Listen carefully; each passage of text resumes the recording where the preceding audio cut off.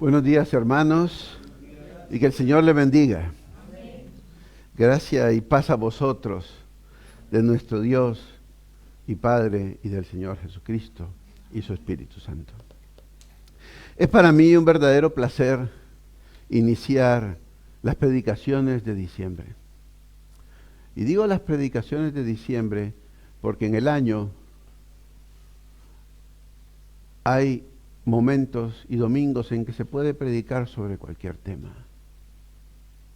Pero sin embargo, en el año hay domingos donde no podemos predicar sobre cualquier tema. Y diciembre es ese mes. Porque estamos recordando el enorme regalo que nuestro Dios amoroso ha hecho por nosotros. Y es por eso que digo que no es cualquier domingo, como no lo va a ser el domingo 24, porque no va a ser cualquier domingo.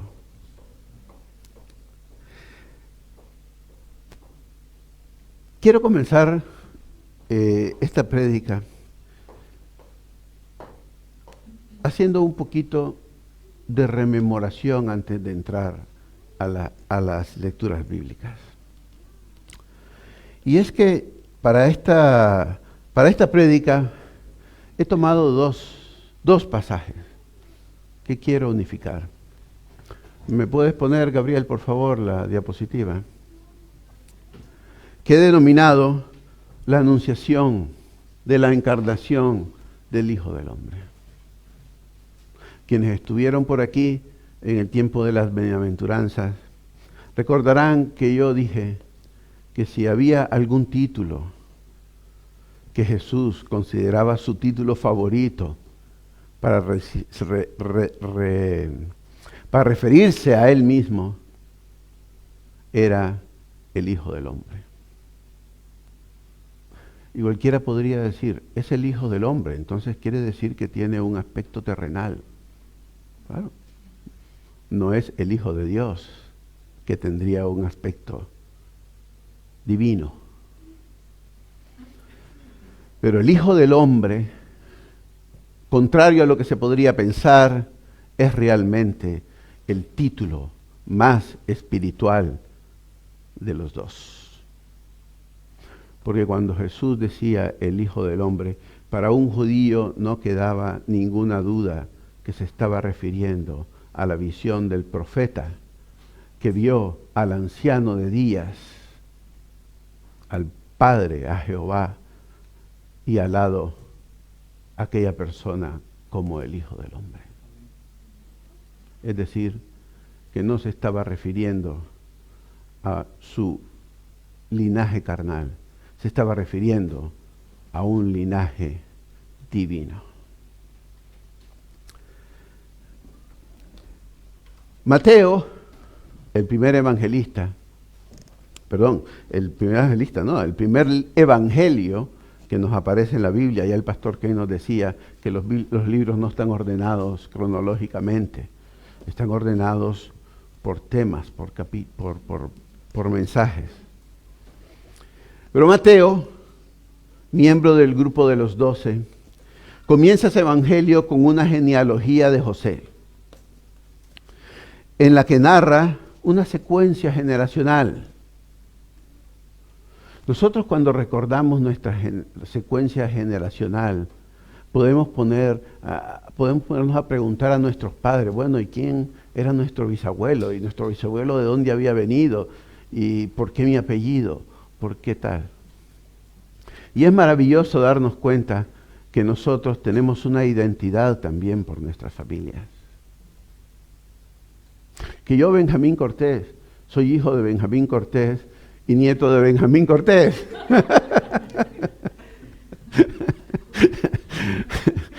Si tuviera un hijo, le iba a poner Caleb. Y Adriana lo sabe. Pero bien pude haberle puesto Benjamín. ¿Por qué? Porque el nombre tiene una identidad. No por nada venían poniendo Benjamín a esos hijos. sino porque su padre había sido alguien muy importante en la vida y no quería que ese nombre se perdiese. En esta genealogía de Mateo, estas destacan principalmente y comienza con Abraham, Isaac y Jacob. Y Jacob que engendra a su cuarto hijo, Judá, quien con su nombre se denomina una de las 12 tribus de Israel. Estos habitaron en Canaán, en la parte sur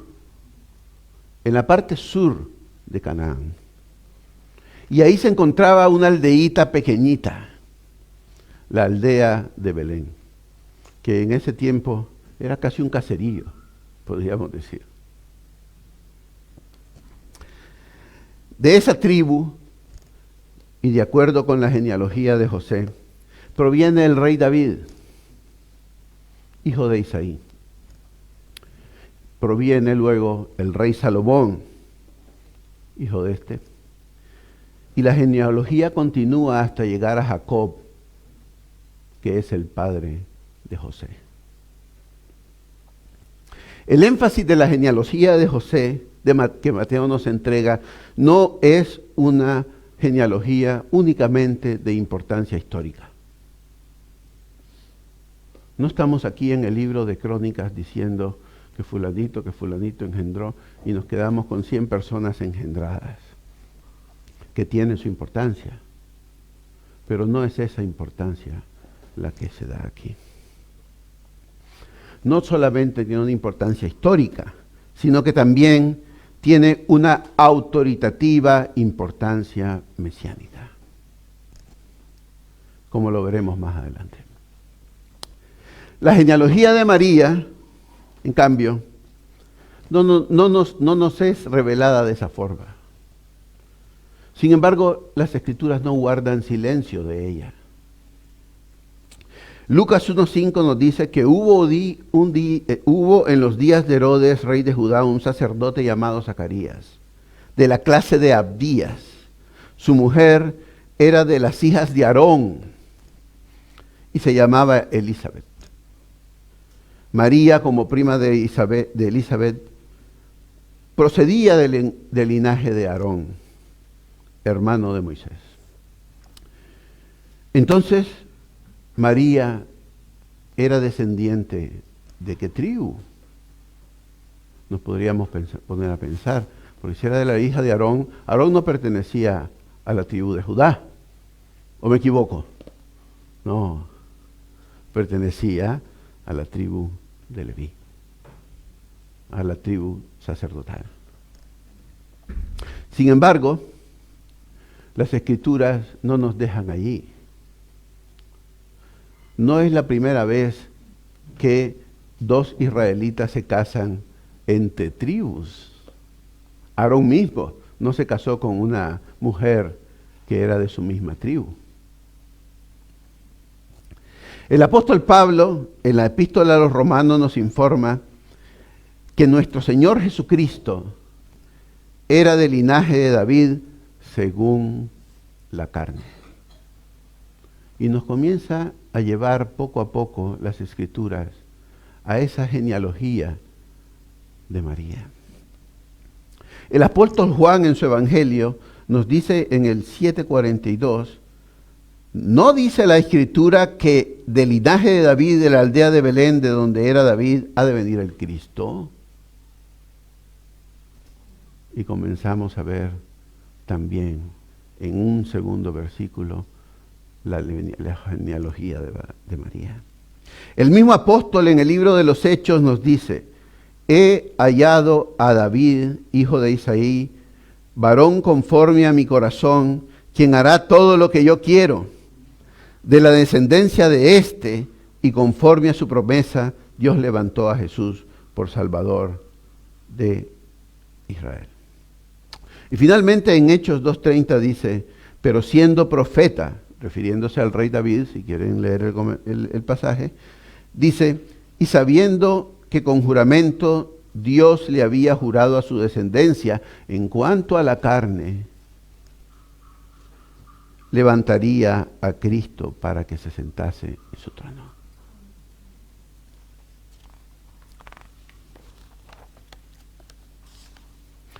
De esta manera, ambos evangelistas concluyen que Jesús descendía del linaje de David, según la carne, y de la tribu de Judá. Y es por eso que existen dos hermosos y grandes títulos que la Biblia le otorga a Cristo. Ya vimos uno, el que él prefería, y él se llamaba a sí mismo, porque el Hijo del Hombre no vino, porque el Hijo del Hombre.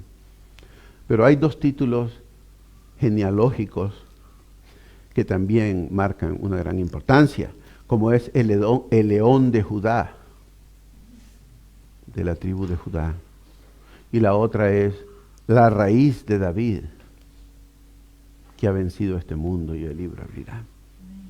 Dos grandes títulos de Jesús, que no solo marcan sus hechos, sino también marcan esa genealogía mesiánica que ahora nosotros conocemos. Por su parte, Jesús venía por línea davídica de una forma legal. Y el trono de David fue transmitido a Jesús.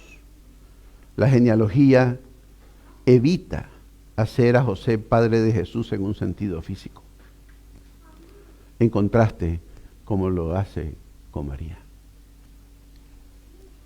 Les invito a abrir sus Biblias y hacer la lectura en Mateo capítulo 1 del versículo 18 al 21.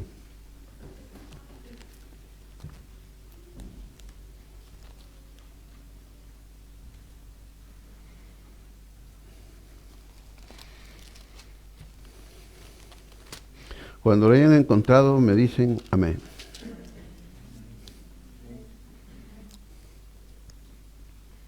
Mateo 1.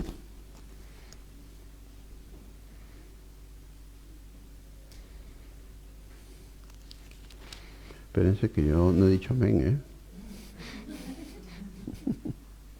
Aquí está. Del 18 al 21. Y dice así. Nacimiento de Jesucristo. El nacimiento de Jesucristo fue así. Estando desposada María, su madre, con José, antes que se juntasen, se halló que había concebido del Espíritu Santo. José, su marido, como era justo y no quería infamarla, quiso dejarla secretamente.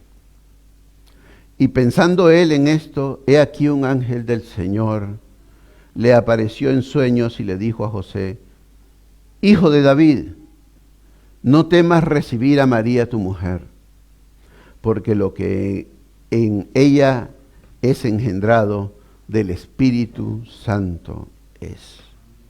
Y dará a luz un hijo y llamará su nombre Jesús, porque él salvará a su pueblo de sus pecados.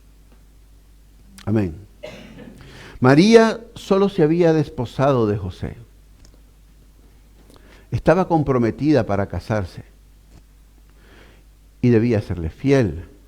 La costumbre judía en esa época era realizar una ceremonia frente a testigos en donde se juraban fidelidad mutua.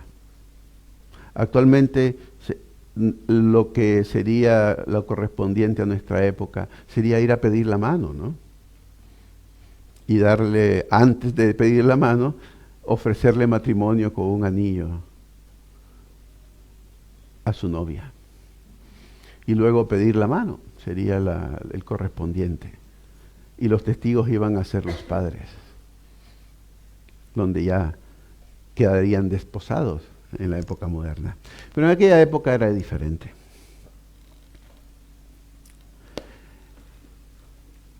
De esta manera, fue en esas circunstancias, estando desposada, que María había concebido. Concebido de la palabra concepción, es decir, que había ocurrido en su vientre el milagro de una nueva vida. Ella aún era virgen y no estaba casada en el sentido pleno de la palabra todavía. Sin embargo, ella sabía lo que estaba ocurriendo. José ignoraba todo eso y sacando probablemente la conclusión más natural que sacaría cualquiera de nosotros e incluso cualquier varón en Palestina, era de que le había sido infiel. Sin embargo, las Escrituras nos dicen algo muy importante, que él no quería infamarla y quería simplemente dejarla en secreto, porque él no quería que María pasara por las cosas que podrían pasar. Si nos vamos a las Escrituras, José tenía dos caminos. Uno era entablar una demanda judicial contra María y la otra, entregarle una carta de divorcio, como manda Deuteronomio 24:1 y como luego Jesús lo cita en Mateo 5:31. Esas eran sus opciones. Cualquiera de las dos opciones terminaba con exponer a María a una ignominia pública. Sin embargo, queridos hermanos, los planes de Dios no eran ninguna de esas dos opciones. Y mediante un mensajero, nuestro Señor irrumpe en la vida de José, revelándole lo que María ya sabía, pero se lo dice a él en un sueño, dirigiéndose a José como el hijo, José, hijo de David, como se le presenta el ángel. Y le dice, no temas. Este no temas, cuando yo lo estaba leyendo, me venía directamente al corazón, porque nos informa que José no quería coger ningún camino que derivaba en la ignominia de esa persona a quien él amaba y con quien se había desposado, sino que el no temas era no vaciles, no tengas temor de recibir a María en tu hogar. Este mensaje del ángel resulta ser un mensaje consolador, porque si nos ponemos en su lugar, probablemente Jesús estaba viviendo una crisis tremenda. Y de la crisis que se encontraba José, tras el anuncio maravilloso del ángel, comprendió que ahora podría ser el protector de María.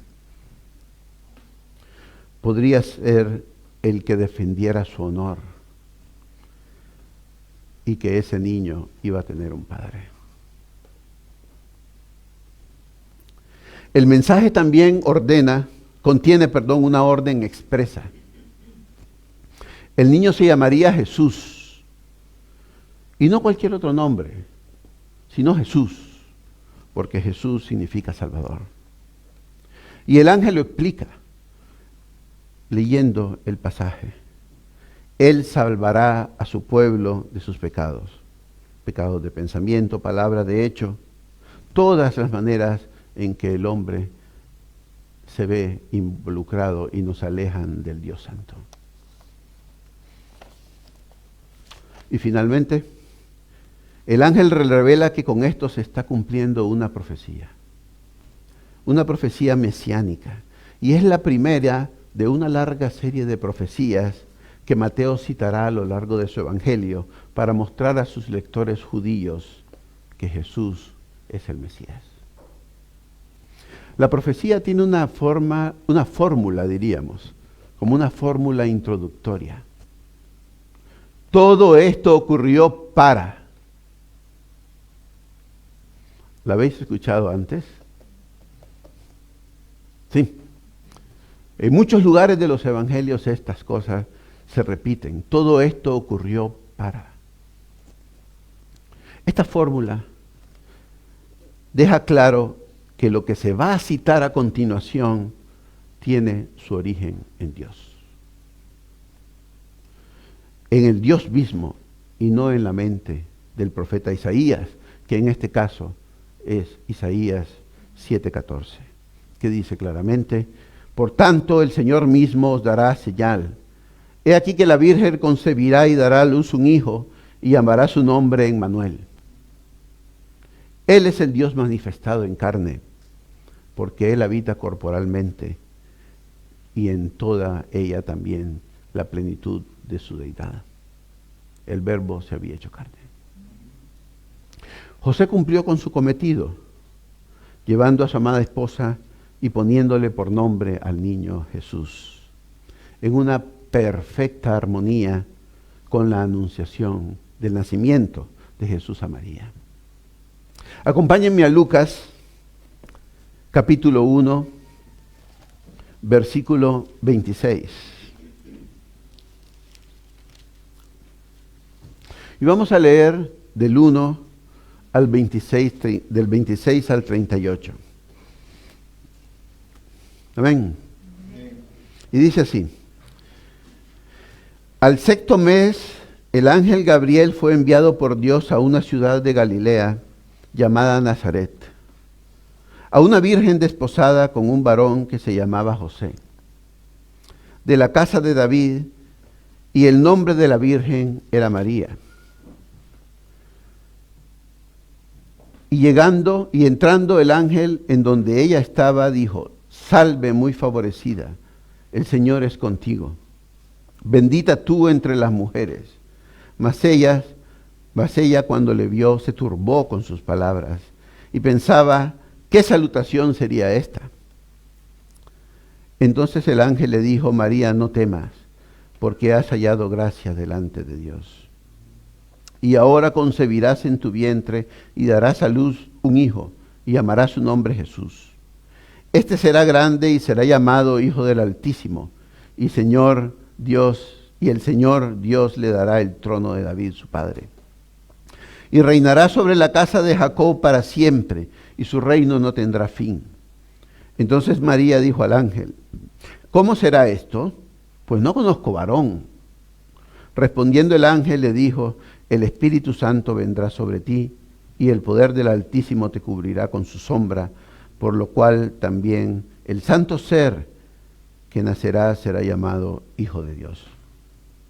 Y aquí tu parienta Elizabeth, ella también ha concebido su hijo en su vejez, y este es el sexto mes para ella, la que llamaban estéril, porque no hay nada imposible para Dios. Entonces María dijo: he aquí la sierva del Señor, hágase conforme a su palabra. Y el ángel se fue de su presencia. Era el sexto mes del embarazo de Elizabeth. Nos dice claramente la Escritura. Le podríamos decir, entonces Juan le llevaba 6 meses a Jesús. Su primo era 6 meses mayor. Gabriel, el mismo ángel que había predicho el nacimiento de Juan, es enviado ahora a la aldea de Nazaret. Finalmente, queridos hermanos, ha llegado el gran momento que todas las generaciones precedentes habían estado esperando. Desde la promesa al patriarca Abraham. María no vivía en Roma, la capital del imperio que tenía Palestina oprimida, no. Tampoco vivía en Jerusalén, la ciudad de Salomón, el enorme legado del templo, y que en ese momento se construía un segundo templo por el rey Herodes. Tampoco vivía en Jerusalén, vivía más al sur, en esa pequeña aldea de Galilea, la Galilea de los gentiles. Al norte, me he equivocado cuando dije al sur, al norte, la Galilea de los gentiles. Esa Galilea que era una tierra despreciada, no era una tierra enaldecida, no era una tierra que se hablara cosas buenas de ella. En algún lugar leí de que se decía que si uno quería hacerse de dinero, pues que se fuera a Galilea. Pero si uno quería ganarse de sabiduría y del Señor, que se fuera a Judea. Así se manejaba. Así era la consideración que esas tierras tenían en ese momento. Recordad lo que Natanael le contestó a Felipe, ambos apóstoles posteriormente. Cuando Felipe corrió emocionado a buscar a Natanael e informarle sobre el Mesías, Natanael respondió, y esta frase nos deja muy claro cómo era visto esa tierra. Natanael respondió, ¿acaso puede salir algo bueno de Nazaret? Y esto no quiere decir que Natanael no era un hombre piadoso, porque 2 versículos antes hablan de las características de Natanael. Pero sí había ese pensamiento sobre esa tierra. Entonces Gabriel entra donde estaba María y le dijo, salve muy favorecida, el Señor es contigo, bendita tú entre las mujeres. Notad la hermosa salutación del ángel enviado por Dios. Y desde el inicio de la frase, el ángel crea un ambiente de tranquilidad para esta joven mujer. Y aunque no nos dice su edad, se sabe por otros escritos, como tradiciones judías, como la Mishnah, que 2 esposos se comprometían 1 año antes, más o menos, de su matrimonio. Y una niña podía ser prometida, es decir, ya podía ser desposada a los escasos 12 años de edad. ¿Qué nos dice eso? Nos está diciendo de que el ángel Gabriel se le aparece a una jovencita. No se le está apareciendo a una mujer de 25 años, que probablemente ya era una mujer más madura. O una de 30, con ya más sabiduría. No. Ha escogido a una jovencita en su santa voluntad. Él ha escogido a una niña que probablemente tenía entre 14 y 15 años. Me le acerqué hace poco a Yaís a preguntarle cuál era su edad. Y me dijo 15. Efectivamente. Probablemente María tenía esa edad. Si vemos a Yaisa, así hubiéramos visto a María en aquel tiempo. Una jovencita. Sin embargo, ante la amable y grandiosa salutación del ángel María estaba asustada. Quizás no podía comprender cómo era posible que un ángel le hablase a ella con unas palabras tan elevadas. Sin embargo, el ángel la alienta y le dice, no temas. Y seguidamente la frase, has hallado gracia ante los ojos de Dios. Queridos hermanos, la gracia, como ya el hermano Mar nos ha dicho muchas veces en la epístola a los romanos, la gracia no se alcanza por méritos personales. No tenemos nada nosotros que ofrecer para alcanzar gracia, solo aceptar a Cristo en nuestro corazón. Pero no hay ningún mérito. Pues lo mismo pasaba con María. Ella no había hecho nada para alcanzar. Pero Dios, en su misericordia, la había escogido a ella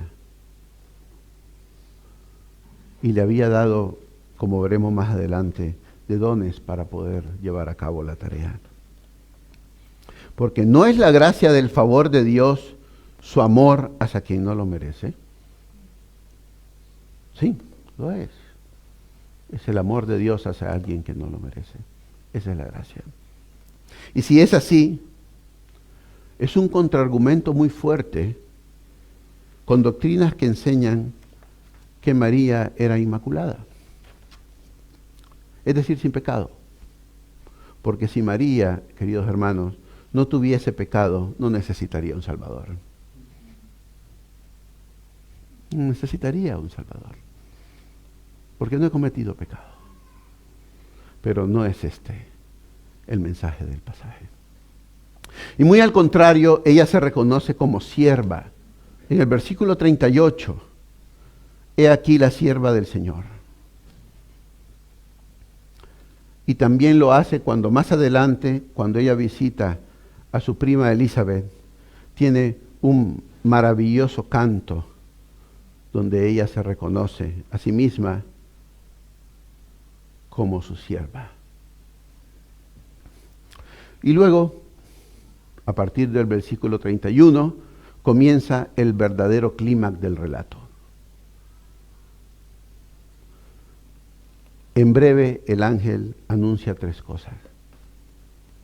Tendrás un hijo llamado Jesús, será el Hijo del Altísimo y recibirá el trono de David y su reino no tendrá fin.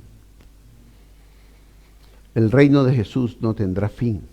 En palabras del apóstol Pablo, un reino de justicia, paz, gozo en el Espíritu Santo.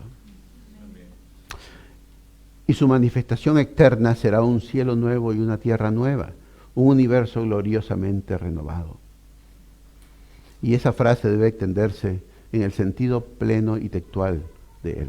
El reino será eterno, no tendrá fin.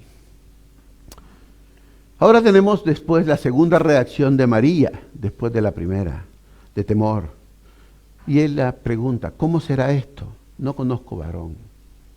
Una jovencita de 15 años, que probablemente hace pocos meses había sido desposada, pregunta esto.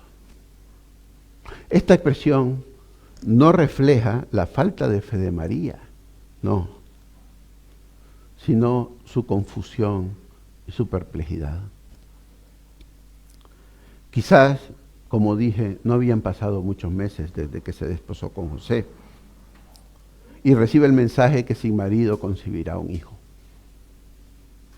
Pero la respuesta del ángel era todo lo que ella necesitaba saber por el momento y le dice,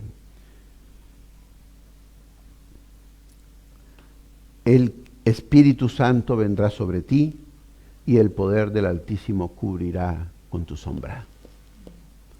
Una frase que también vemos reflejada cuando los israelitas salieron del pueblo de Egipto. Había una nube divina que los cubría con su sombra. La misma frase se utiliza aquí textualmente para decirle a María que Dios te cubrirá con su sombra. El Espíritu Santo, el poder del Altísimo, te cubrirá con tu sombra. Y le deja claro que su concepción sería el resultado de una acción divina y no una acción humana. Seguidamente, Gabriel fortalece su fe. La fe de María anunciándole que su prima Elizabeth ha concebido un hijo en su vejez. 2 milagros juntos. El maravilloso milagro de la encarnación de la segunda persona de la Trinidad en su vientre y el milagro del embarazo de una mujer que por su edad no podía procrear. No hay nada imposible para Dios, hermanos. La reacción humilde y obediente de María se verbalizó cuando ella dijo, he aquí la sierva del Señor, hágase conmigo conforme a su palabra. Queridos hermanos, ambos protagonistas de estos 2 mensajes fueron escogidos y ambos aceptaron por su fe encargarse de la responsabilidad de educar, proveer a ese precioso niño que se gestaba.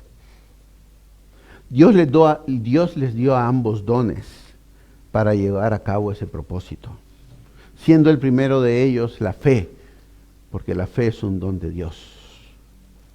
siendo otros también su obediencia y su humildad.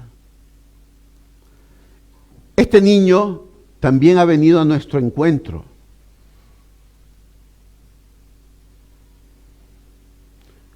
¿Estás acogiendo tú a ese niño en tu corazón?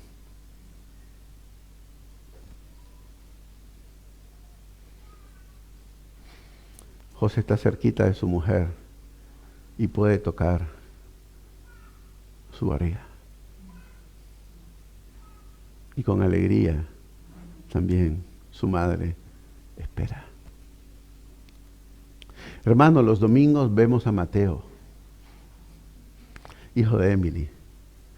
Hace un momento estaba en los brazos de su abuelo. Este niño con sus enormes pestañas, sus cachetes, su sonrisa,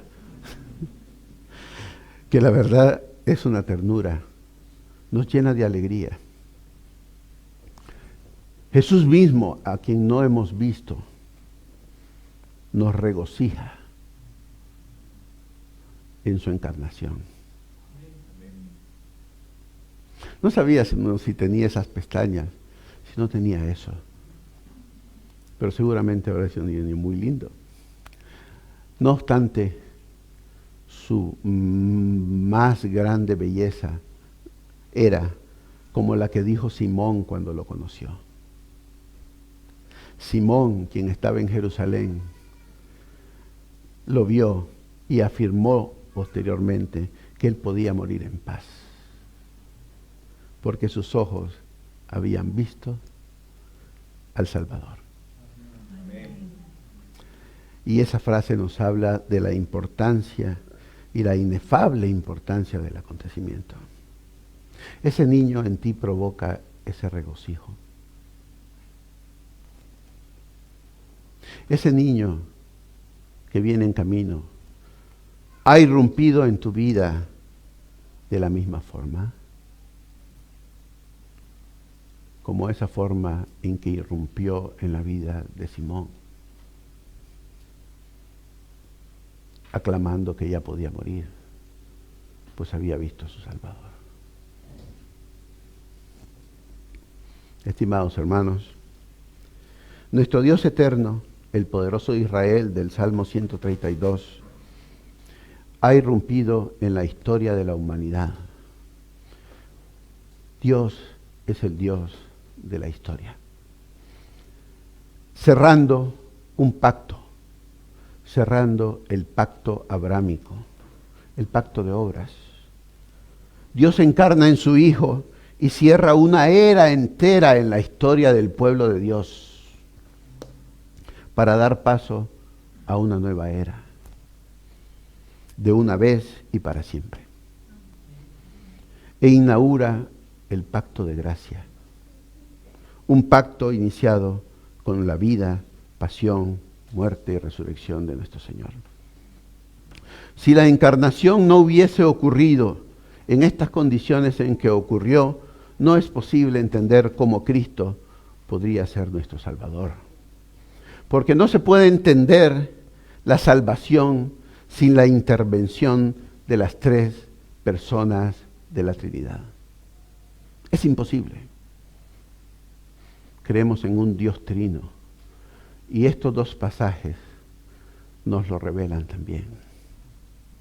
En la encarnación de ese embarazo de María, las tres personas están actuando juntas para llevar a la humanidad su redención. Dios Padre orquestando el milagro, el Espíritu Santo cubriendo con su sombra a María y nuestro Señor Jesucristo, el unigénito del Padre, cumpliendo su santa y gloriosa misión. Que este mes, hermanos, sea un mes de profunda reflexión, pues nos invita a recordar el inmenso amor de Dios, dándole la oportunidad a que Cristo entre en nuestros corazones y agradecerle que desde antes que Adán desobedecieres, nuestro Dios tenía preparada la reconciliación nuestra con Dios. para que todo aquel que en Él cree en Jesucristo, Él es nuestro Salvador para gloria del Padre. Y que como José y María seamos humildes y obedientes por fe, para que Dios encarnado llene nuestra vida y nos dé de su paz. Que Dios bendiga su santa palabra.